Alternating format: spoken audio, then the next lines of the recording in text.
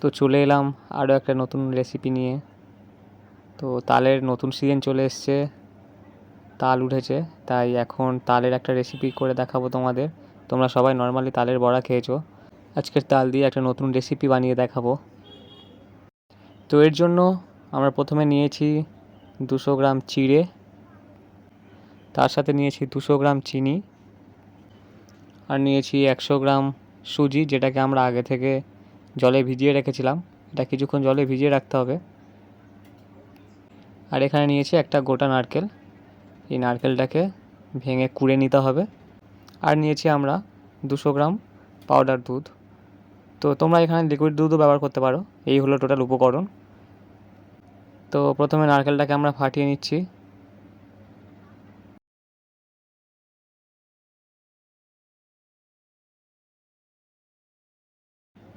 এবার একটা কুড়ুনির সাহায্যে আমরা নারকেলটাকে এইভাবে আমরা কুড়ে নেব।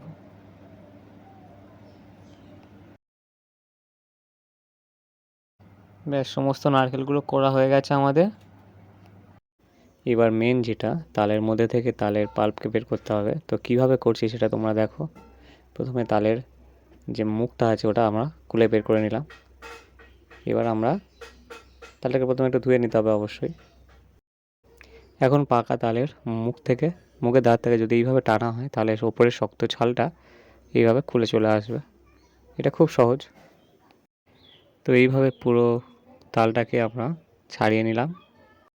এবার অল্প অল্প জল দিয়ে আমরা এইভাবে নরম করে নেব, কারণ নরম হলে তবে পাল্পগুলো খুব সহজেই বেরিয়ে আসবে। তো এইভাবে আমরা নরম করে নেব অল্প অল্প জল দিয়ে। এবার একটা এরকম ফুটো ফুটো গামলা বা থালা হয়, এগুলোতে এরকমভাবে ঘষলে পাল্পগুলো খুব সহজেই বেরিয়ে আসে। নিচে একটা হাঁড়ি রেখেছি, তো দেখে নাও, এরকমভাবে ঘষলে খুব সহজেই বেরিয়ে আসবে পাল্পগুলো। এরকম সুন্দরভাবে হাঁড়ির মধ্যে জমা হয়ে যাচ্ছে সব। ব্যাস, সমস্ত পাল্পগুলোকে বের করে নিয়েছি আমরা, কমপ্লিট আমাদের। এবার চলে এলাম কড়াইতে। আমরা এখানে 1 বাটি মতো জল দিয়ে দিলাম, হাফ বাটি মতো জল দিলাম এখানে, দিয়ে আমরা এখানে চিনির একটা শিরা তৈরি করে নেব। জলটা গরম হয়ে গেলে এর মধ্যে আমরা চিনিটাকে দিয়ে দেব, দিয়ে আমরা কিছুক্ষণ নাড়াবো। এইভাবে নাড়াতে নাড়াতে চিনিটা প্রায় গলে যাবে। যেমনভাবে শিরা তৈরি করে চিনির, ঠিক সেইভাবে আমরা এটা শিরা বানিয়ে নেব। চিনিটা সম্পূর্ণ গলে গেছে। এবার এর মধ্যে আমরা দিয়ে দেব 2-4টি এলাচ।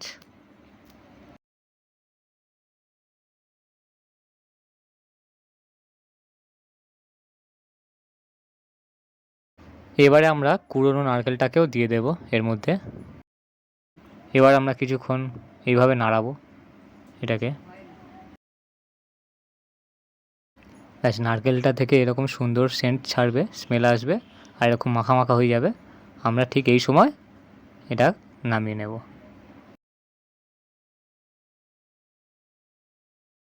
এবার এই কড়াইয়ের মধ্যে আমরা ভিজিয়ে রাখা সুজিটা দিয়ে দেব, তার সাথে আমরা চিড়েটাও দিয়ে দেবো এর মধ্যে।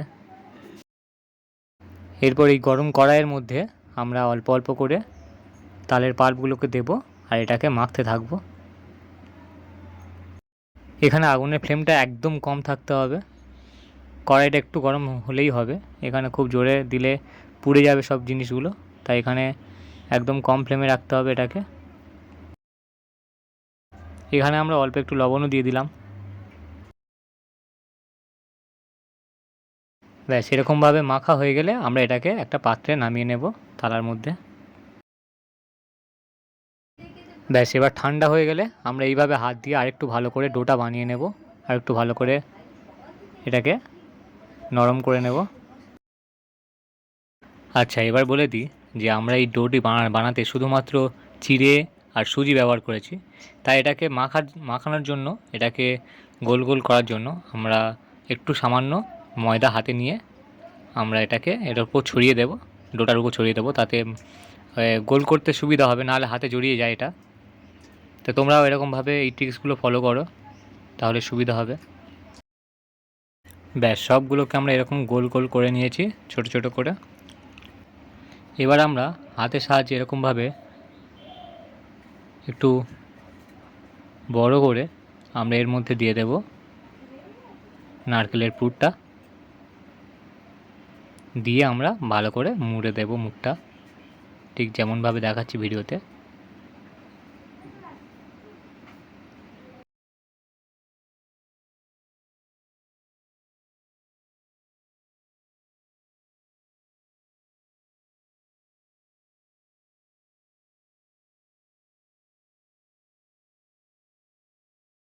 ব্যাস এরকমভাবে সবগুলো আমরা রেডি করে নেব। এবার আমরা কড়াইয়ের মধ্যে দুধটা রেডি করে নেব। দুধটা আমরা একটুখানি কিছুক্ষণ ফোটাবো।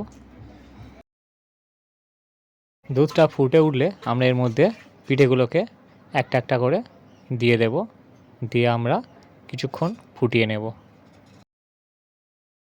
এরকম কিছুক্ষণ আমরা চাপা দিয়ে এটাকে ভালো করে ফুটিয়ে নেব। ব্যাস আমাদের তালের পিঠে রেডি। খুব সুন্দর একটা সুন্দর তালের ফ্লেভার আসছে, স্মেল আসছে, তার সাথে নারকেল দিয়ে ভিতরের পুর, অসাধারণ খেতে লাগবে এটা। তোমরা সবাই ট্রাই করো বাড়িতে এই নতুন জিনিস, আর কেমন লাগলো তোমরা কমেন্টে জানাবে। তো এখন তোমাদেরকে একটা পিঠে আমরা কেটে দেখাবো, ভিতরটা কত সুন্দর হয়েছে তোমাদেরকে দেখাবো সেটা। দেখো কত সুন্দর হয়েছে এটা, তালের একটা হলুদ রঙের ফ্লেভার কালারও আছে, আর খেতেও অসাধারণ। তোমরা সবাই ট্রাই করো, আর এরকম নতুন নতুন রেসিপি পাওয়ার জন্য চ্যানেলটাকে সাবস্ক্রাইব করে দাও। দেখা হচ্ছে পরের ভিডিওতে নতুন একটা রেসিপি নিয়ে।